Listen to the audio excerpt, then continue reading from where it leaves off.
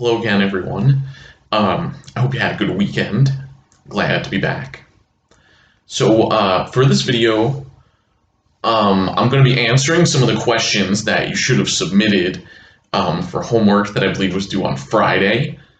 I had asked for some questions or difficulties for the narrative essay. I didn't get as many questions as I would have liked.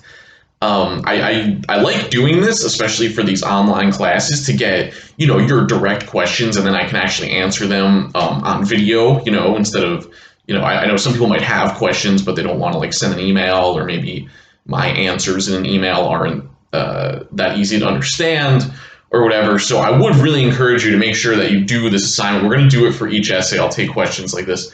So I would like to see some more submissions next time. But I am going to give some answers to the questions that I did get. Maybe not all of them, but at least a few. I'm going to keep them anonymous. I don't want to put people's business out there. But I am going to put the questions up on the screen as I read them, so you can follow along. And as always, I think if one student has a question, it's usually a question other students have. So I think this will be helpful for all of us. Even if you didn't submit a question, or if I'm not answering your question here. Okay, so obviously I'm talking about the narrative essay here. Oh, and I should say before I get started with the questions, that you all now have feedback on your rough drafts. If you submitted your rough draft, my comments should now be up there on Moodle. I think you have to just go to where you submitted it, or I think you should get an email. I think it like notifies you once I submit my comments, so you should get an email. But I think if you go to where you submitted it, you should be able to kind of like scroll over the screen, and my comments should pop up. And I have like stuff highlighted, and yeah, I have all my direct feedback to your individual essays on there. So make sure you take a look at that. I would do it as soon as possible, really, so that can help you work on revising the essay for when it's due. Okay, so here's the first question. It says, the narrative essay was a little difficult. I couldn't find a topic off the topics that were given. I don't feel that I did the assignment correctly, and I wanted to know if I should choose another topic. So obviously for this person, I'll have given you direct comments on your essay, on your draft. But in terms of the topics, so I really would probably encourage people to go with one of the ones that I listed on the assignment sheet. I gave you like 4 different options, and I think some of them like are experiences that we all must have had, like talking back, right? Like I think that's probably something literally all of us have done. I think at least, maybe at some point, or like the language and culture one, like even if you aren't like if your family's not super connected to any specific ethnicity or whatever, I think like we said before when I was talking about dialect, all groups have dialect, right? So like with maybe just like the kind of language that you use around friends, or whatever, like any kind of dialect could work for that language and culture one. It doesn't need to be like connected to ethnicity necessarily. So I would really encourage you to try to think of something that fits into that. I think I've said this before too, but it doesn't have to be something that happened to you personally. I think I gave the example in the video I did about word choice, and that sexism in English essay. I gave an example of like seeing something on TV and noticing something about like word choice that way, right? So it doesn't have to be something that happened to you personally. But I think your best option is going to be to go with one of the topics that I provided. And it does absolutely, like, so the one thing that I'm really requiring for this essay, other than it be a narrative, is that it show us that language is more important than maybe people think, right? That's really key. You need to have that message. That is something I'm requiring. And I think I'm giving you a lot of space to work within that. I'm trying to give you as much freedom as I can with these different topics and stuff. But I am kind of stipulating that your essay, that the story you tell in the narrative, show us that language is at least kind of important, right? Again, maybe not the most important thing in the world. I'm not trying to say that, but at least maybe has something more deep to it than people might understand. So yeah, I think that's what I would say for that question. Okay, moving on here. Question number 2. This person says, Though I do focus on one incident in my narrative essay, I really speak about two separate but connected incidents in the essay. I'm not sure if you really wanted us. I'm not sure if you wanted us to really just focus on one experience. If that's the case, I can always revise. So I would start with one experience, and that's something I kind of noticed in a lot of the drafts I was looking at. Is I saw some people using like 5 experiences, or just kind of like mentioning like a bunch of different experiences as an example. You really should zoom in, and I would try to go with one. 2 I can work with. 2 is also fine. But we just want to make sure that we're giving enough details and setting and dialogue, and that we're really kind of zooming in on the scene, especially for like whatever you take to be like the most important moment in the story. Like in any story, there's a couple things that happen. Whichever one you take to be like the climax, or like the most important scene in the story that you're telling, I would really zoom in on that and give us setting. Again, start with sensory stuff. What does it look like? What does it sound like? What does it smell like? All those things. Yeah, and give us dialogue, right? Whenever you can. This is always a good one. Like if you find yourself explaining what somebody said, like and then this person told me that I should go over there, and then my mom didn't like that, or whatever. Like whenever you're explaining what somebody said, give the direct dialogue. Almost always. Maybe if it's something that's not very important, maybe you could skip it. But especially for like the more important scenes in your story. This is kind of like maybe like a writing tip that you've heard before, like show, don't tell, right? So I think this makes sense for dialogue. If you find yourself like explaining the dialogue, that'd be the telling. But part of the storytelling should be like show us the dialogue, right? Give us quotation marks with the dialogue itself. Yeah, so like I said, 2 experiences can work. Just make sure that you're really giving us all the details that you can, and that you do your best to kind of like put the reader into the scene, right? Because this is important, because we talked about this with the Malcolm X essay at the beginning of the course, how doing a narrative essay makes it more relatable, and it brings the reader into the story, and this is why it can sometimes achieve things that a straight up argument essay wouldn't be able to. So you want to make sure you're doing all of this storytelling stuff, and as long as you're doing that, I think 2 separate experiences can work. Not more than that, though. I wouldn't do 3. I wouldn't do 4. If you're doing that, you're like, if you feel like you need to do 5 different experiences, you're probably not giving enough details and dialogue and stuff. So I would say go back and try to do more to bring the reader into the story if you feel like you need like a lot of examples. Okay, I think that's what I want to say there. All right, question number 3. For me, the most difficult part of writing the narrative essay is that it is a narrative essay. I think that my brain works more robotically, and so writing in a storytelling manner is more challenging. Another difficulty, specifically to my essay, has been clarifying my theme. I feel that so far, my intended theme is lost. I need to find a way to not stray from the topic or use the other little stories and details to tie back to the original theme. Another huge difficulty is that my essay has many different slangs in non-English language. I do not know how to write or notate those within my pieces. I've not been able to find an MLA article about that. So on that last point, using like dialect and different languages and stuff, I'm really not that worried about the formatting. I don't need it like, you could do italics if you want. You don't necessarily have to, though. I don't really care, to be honest. I like seeing the different languages. And if it's like, if there's something like extended that's in like a totally different language that we wouldn't understand, maybe you can give us a translation or something like that. But I'm really not going to be too picky about the formatting for this. When I say MLA format on the assignment sheet, I'm really just talking about, at least for this essay, about like having the heading and the title and the spacing and the font and all that. So other languages, I'm open to it.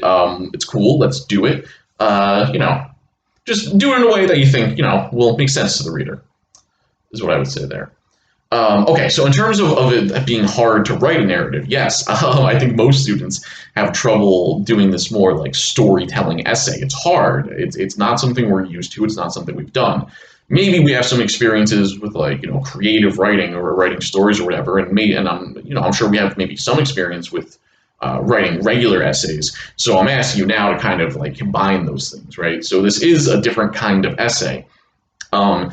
And that's something that I would emphasize to people, is that you need to make sure you're telling a story. There was a few essays I read. I'm not saying this person's who asked this question, but there was a few essays I read that felt kind of just like regular persuasive essays, where they were using maybe personal examples as like the evidence to back up the point. But that is, an argument essay. This is a narrative essay. It should have a lot more storytelling elements. You should have, like I was saying, probably one main story that takes most of your essay, and then you connect it back to your message, right? So you really want to make sure that you're doing a lot of storytelling. It's telling a story that sends a message. That's what we're doing here. So, you want to make sure, like, that it's hard to balance those two things, right? The storytelling part and the message part, because you want to make sure that you're not just doing an argument essay, that you're actually telling a story to make your point. But you also want to make sure that you're not just like telling a story for the sake of telling a story. And that gets to the other thing this person asked about, was connecting back to the message, right?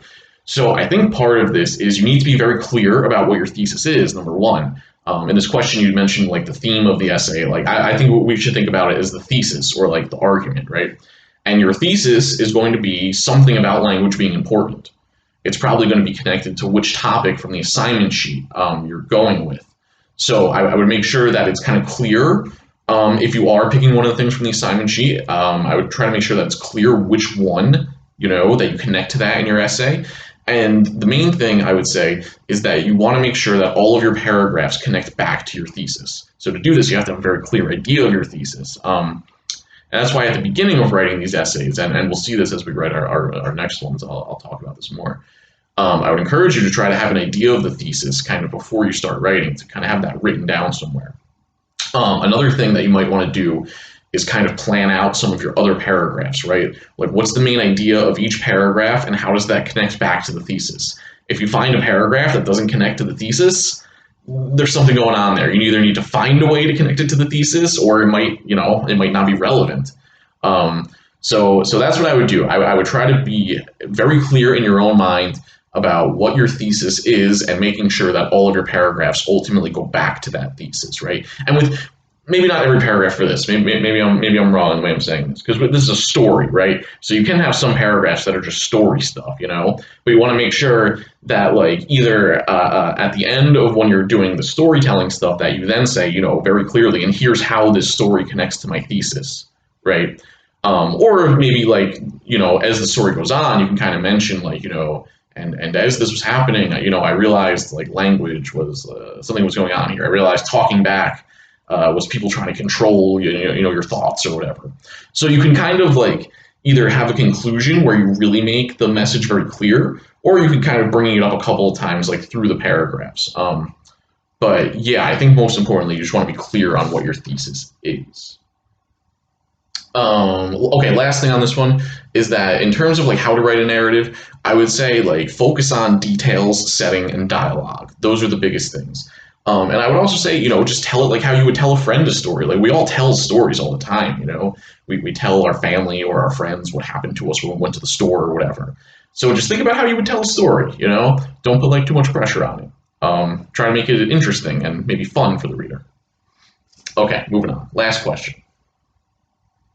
It says here, I think my main issue with the narrative was, how can I extend more and make it longer? My Google Drive doesn't have page breaks. So looking at it, I'm pretty sure it's 3 pages, but I felt like I was repeating myself due to the required length.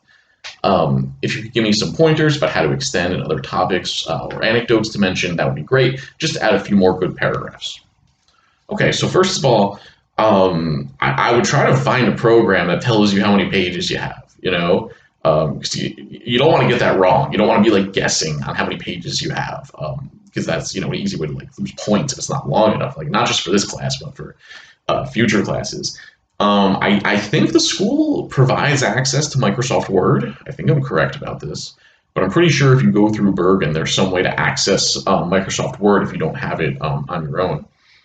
So I would try to do that. I would try to use Microsoft Word if you can. Okay, so making it longer. I'm going to talk about this more. I'm going to do a whole video on making an outline soon. But I think making outlines can help us to make our essays longer. I know we don't like outlines. I know they feel like busy work, and just like another chore that teachers have given us in the past. But I think that planning out what each of your paragraphs is going to be helps us to make our essays longer. Because sometimes when we're writing an essay, we'll start writing, we're like, oh, I've got all these great ideas. I've got like 5 ideas or whatever. And we'll just start typing it up, right? Without writing it, without doing an outline or anything. We'll start typing it up and we'll get through like a page and we'll be like, that was all my ideas. I had a page worth of ideas. I thought I had so many, and now they're all out there. And then what do? We end up just repeating ourselves after that, right? Because those were all our ideas. So the reason I think outline helps with this is because when you make an outline, what you do is you kind of say, okay, paragraph 1, what's going to be in it? Here's like some broad things that are going to be in it. Paragraph 2, what's that one going to be about? And you kind of plan out all your paragraphs, right? And I think this helps because then when you're doing paragraph 1, it's only supposed to be about a certain thing, so you shouldn't get to your next point yet. So you got to say everything that you can about the main idea of paragraph 1 before you move on to paragraph 2. So I think doing this, it kind of like forces you to save some of your bullets, right, for later on. Because if you start talking about your next point, well, that's supposed to be for the next paragraph, so don't get into that yet. So that would be my number one thing for writing longer essays, would be having a better idea of what each paragraph is going to be about, how they're different and stuff like that, and then like saying everything that you can about that one topic. For this essay specifically, I think that the storytelling elements can help us with making the essay longer. I think if the essay is not long enough, I would go back and see if there's any parts where you can put in some more details, if you can describe the setting more, if there's some additional dialogue you can give us. If you make sure you've explained how your story shows us that language is important enough, right? But I think more than anything, the storytelling stuff can help you to make the essay long. So I would say make your essay more organized, right? Make sure that each paragraph has like one main thing happening and that you say everything you can about that. And then also make sure that you really zoom in and give a lot of like storytelling detail stuff for this narrative essay. Okay, those are all the questions for now. Look forward to answering more questions in the future. And I'll see you later.